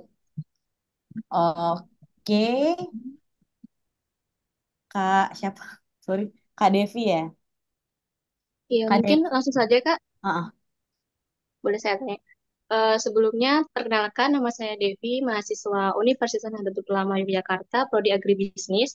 Izin bertanya untuk Kak Sondang, saya tertarik pada penelitian dan inovasi yang tadi disampaikan Kak Sondang di fotosintetik bakteria. Itu mungkin bisa dijelaskan Kak, mungkin dari cara pembuatannya bagaimana, untuk peluang, prospeknya tuh bagaimana? Terima kasih. Baik, terima kasih pertanyaannya. Nah, eh, saya perihal untuk pembuatan PSD ataupun fotosintesis bakteri ini merupakan hal yang paling mudah dan menurut saya ini yang paling gampang dan ini yang paling eh, cepat dihafal gitu. Kenapa? Karena bahan-bahannya itu sangat-sangat gampang ditemukan. Yang diperlukan itu adalah air biasa ataupun air cucian beras ataupun air kolam. Nah, itu nanti akan dicampur dengan 1 sendok micin, itu porsinya itu airnya 5 liter, micinnya itu 1 sendok makan, terus ditambah telur 2 butir sama dikasih sama EM4. Jadi nanti itu dibuat di dalam satu wadah, habis itu nanti kita akan tutup rapat. Nah, setiap adanya matahari ataupun mulai dari pagi itu bisa kita jemur. Dan jangan lupa juga setiap sehari sekali itu tutupnya wajib kita buka karena itu kan nanti akan terjadinya fermentasi dan akan menghasilkan gas gitu kan. Takutnya kelupaan dibuka dan itu bisa meledak gitu. Mungkin itu aja sih. Nanti kalau umpamanya dia akan dijemur selama 2 sampai 3 minggu sampai warnanya berubah menjadi merah merah darah ataupun merah kegelapan gitu. Nah, kalau umpamanya itu sudah berubah warna dan itu sudah siap dipasarkan, mungkin bisa menggunakan juga botol-botol bekas seperti botol-botol aqua bekas itu kan ada 600 mili nih. Mungkin itu kita bisa buat aja berapa harganya gitu. Mungkin itu aja sih Oh, Kak yang bisa saya paparkan. oke, baik. Terima kasih Kak Sondang untuk penjelasannya. Nah, tadi untuk yang ketiga, siapa ya yang sudah dipilih ya? Saya Kak. Oke, boleh silakan untuk bertanya dengan siapa? Ani Baik, ya? sebelumnya terima kasih. Bismillahirrahmanirrahim. Assalamualaikum warahmatullahi wabarakatuh. Suaranya kedengeran Kak? Ya, kedengaran. Ya, kedengeran. Sebelumnya, perkenalkan nama saya Ani Nurani. Saya berasal dari Universitas Surya Kencana Cianjur, program studi agroteknologi. Lebih ingin bertanya kepada Kak Sonda, alami pada saat mengikuti program bertani untuk negeri pada komoditi cabai ini, dan satu lagi, bagaimana cara Kak Sonda bagaimana cara sih gugur bunga pada tanaman cabai? Mungkin seperti itu, Kak. Mungkin mohon maaf, mungkin pertanyaannya bisa diulang, soalnya di saya agak resek-resek gitu. Mungkin kepada Mbak Ani mungkin bisa kasih tahu pertanyaannya lagi, sekali lagi.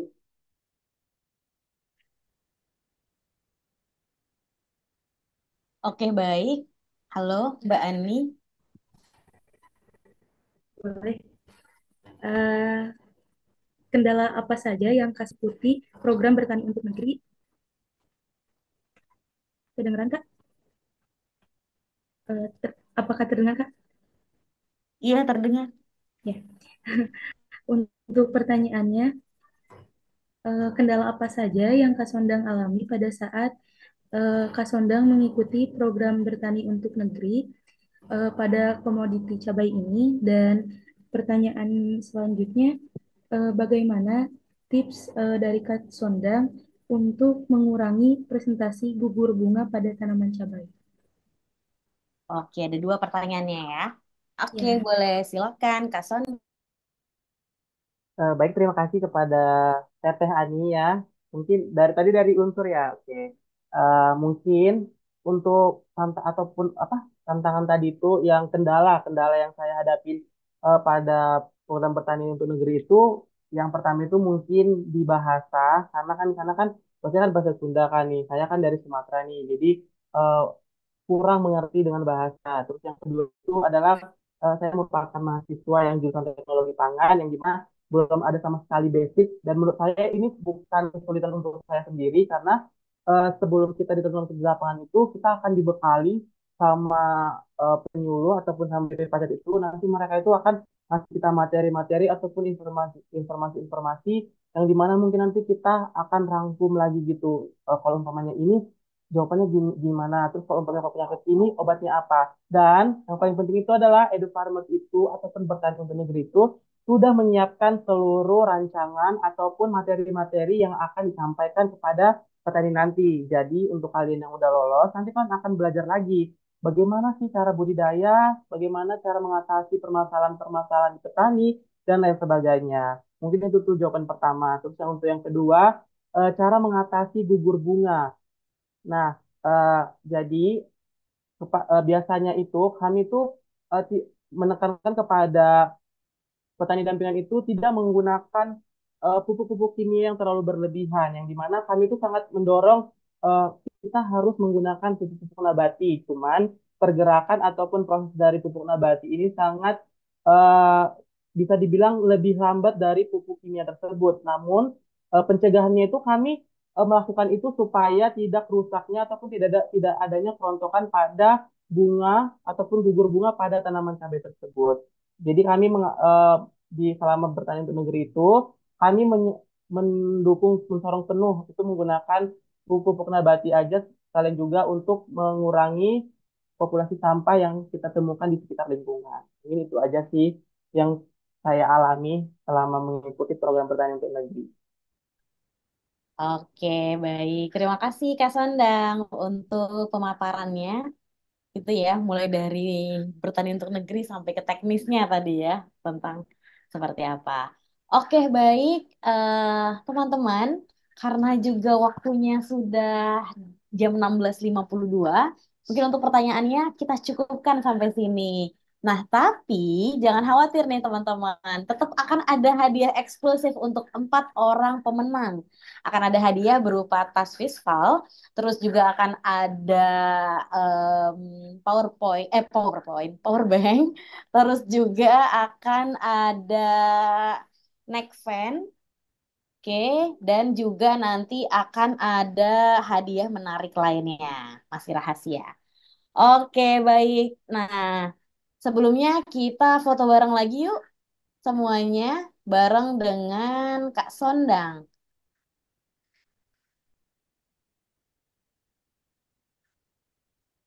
Oke, nanti teman-teman bisa dilihat fotonya akan ada di Instagram dan akan kami bagikan juga ke teman-teman. Oke, sip. Wah, luar biasa. Mana nih wajah cantik dan gantengnya nih? Mau kita foto sore hari ini? Oke, udah ada Mas Mufadol, ada Mas Alhabi, ada Mas siapa lagi nih? Mas Rahmat, Mas Fauzan, Mbak Puji, Mas Arnold, terus juga Mbak Ani, Mas Randa. Oke, sip sip. Oke, udah siap semuanya? Kita foto bareng ya. Senyum terbaiknya. Tiga, dua, satu, tiga, dua, satu, tiga, dua, satu. Oke, terima kasih semuanya. Oke. Sip, sekali lagi kami ucapkan terima kasih kepada Kak Sondang untuk sharing-sharingnya. Semoga nggak kapok ya Kak ya untuk sharing-sharing dan semoga ada sharing-sharing lanjutan lagi nantinya. Kayaknya di sini banyak yang kepo ya Kak ya tentang program BUN itu kayak gimana, terus juga di lapangan itu kayak gimana. Nah, teman-teman Kak Sondang ini juga sering nih buat sharing berbagai aktivitasnya di media sosial. Mungkin nanti juga bisa nih di-follow Kak Sondang Perdana Sembiring untuk tahu gitu aktivitas-aktivitas lanjutannya. Oke, baik. Terima kasih Kak Sondang. Oke, Ya, baik. Selanjutnya saya mau kasih tahu tentang kuis nih. Oke, kayak apa sih kuisnya? Nah, kuisnya ini mudah sekali nih teman-teman gitu. Wah, ini Kak Sondang luar biasa. Udah ada request nih Kak Sondang. Dari Mbak Windy, Kak Sondang live di IG dong, mau nanya-nanya seputar Bun. Nah, boleh kali ya nextnya. Nanti live Insya Allah IG. nanti kita Insya Allah. sharing-sharing aja ataupun teman-teman yang belum sempat nanya nanti mungkin bisa DM aja nanti Insya Allah kalau ada waktu bisa saya jawab pertanyaan. Oke, luar biasa. Makasih Kak Sondang. Boleh ini tolong untuk di-share screen? Oke. Nah, waktunya kuis. Nah, teman-teman, untuk kuis ini akan ada di Google Form. Kuisnya ini mudah banget, hanya cuma ada 5 pertanyaan aja. Nah, tapi untuk tahu jawaban dari kuis-kuisnya ini, teman-teman, nanti bisa cari jawabannya di artikel yang ada di learning.edufarmers.org. Jadi, teman-teman, nanti diklik aja bit.ly/presensi dan kuis webinar 1. Nanti dikerjakan soal-soalnya dan jangan khawatir nanti link-linknya semuanya ada di sana ya teman-teman. Oke, saya coba tulis di sini ya. Hmm, bit.ly presensi dan kuis webinar 1. Oke. Nah, jadi silakan diklik teman-teman dan semuanya. Oh iya, ini tidak hanya link untuk kuis, tapi juga link untuk presensi untuk pengiriman sertifikat ya teman-teman. Nah, nantinya kuis webinar ini akan kami umumkan di Instagram EduFarmers. Jadi teman-teman stay tune aja, mungkin pengumumannya akan ada di hari Selasa 27 Agustus 2024. Jadi stay tune aja. Dan ini cepet-cepetan ya teman-teman kalau misalnya ada 10 orang atau ada 30 orang yang jawabannya 100 gitu ya benar semua. Nanti kami akan mengambil yang tercepat untuk mengisi dari kuis ini. Oke, gitu teman-teman. Jadi boleh silakan di screenshot dulu layarnya kali ini. Setelah di screenshot, dikerjakan kuisnya dan juga diisi untuk preferensinya. Oke, itu aja mungkin teman-teman. Itu aja mungkin teman-teman. Terima kasih banyak untuk waktunya, terima kasih untuk semangatnya tadi. Udah luar biasa semangatnya untuk bertanya, terus juga luar biasa udah menyimak dari awal sampai akhir. Dan juga terima kasih sekali lagi untuk Kak Sondang dan juga Mas Agung yang hari ini sudah banyak sharing. Insya Allah untuk webinar seperti ini akan dilakukan secara rutin gitu ya. Nah, tapi mungkin bisa nih diajak lagi teman-temannya yang lain biar ngobrol-ngobrol sore ini gitu ya, bisa lebih banyak lagi audiensnya. Dan teman-teman juga bisa nih kalau mau request materi tentang apa nih yang mau kita bahas bareng-bareng di sore nanti. Gitu. Jadi nanti boleh silakan DM aja ke Instagramnya dari Edu Farmers. Dan selain kita punya platform Bertani Academy, kita juga punya YouTube. Nah, YouTube Bertani Academy. Jadi silakan dibuka HP-nya, diklik Bertani Academy di YouTube. Nah, silakan di-subscribe karena akan ada banyak sekali informasi-informasi yang menarik tentang pertanian. Nah, nggak hanya YouTube, kami juga ada TikTok Bertani Academy dan juga dan juga Instagram Edu Farmers yang bisa teman-teman follow juga. Nah, kita ada surprise lanjutan lagi. Nah, kalau di sini teman-teman yang kayak Kak Sondang tadi gitu ya, senang untuk berkontribusi di bidang pertanian, agrikultur, nah teman-teman bisa banget nih untuk join jadi penulis gitu di penulis artikel di Bertani Academy. Kalau teman-teman suka nulis dan juga mau nambah portofolio tulisan, misalnya mahasiswa tadi, oh suka nih untuk riset atau suka nih ngomongin tentang isu-isu pertanian. Nah, boleh banget. Silakan kirimkan tulisan kamu ke learning.center@edufarmers.org. Jadi silakan ini di screenshot dulu teman-teman. Barangkali gitu ya, besok mau ngirim tulisan dan lain sebagainya, boleh silakan kirimkan ke learning.center@edufarmers.org. Oke, dan kita nantinya bisa memajukan sektor pertanian bersama-sama. Yang menulis mungkin tidak hanya saya dan tidak hanya tim yang ada di sini, tapi juga bareng dengan teman-teman yang memajukan agrikultur di Indonesia. Oke, baik teman-teman, sudah jam 16.59, 1 menit sebelum jam 17.00. Sekali lagi kami mengucapkan terima kasih untuk semangatnya dan juga kehadirannya di webinar pada sore hari ini. Sampai bertemu di webinar-webinar selanjutnya. Saya Huda Sidki selaku moderator pada sore hari ini. Pamit undur diri. Wassalamualaikum warahmatullahi wabarakatuh. Selamat sore. Waalaikumsalam warahmatullahi wabarakatuh.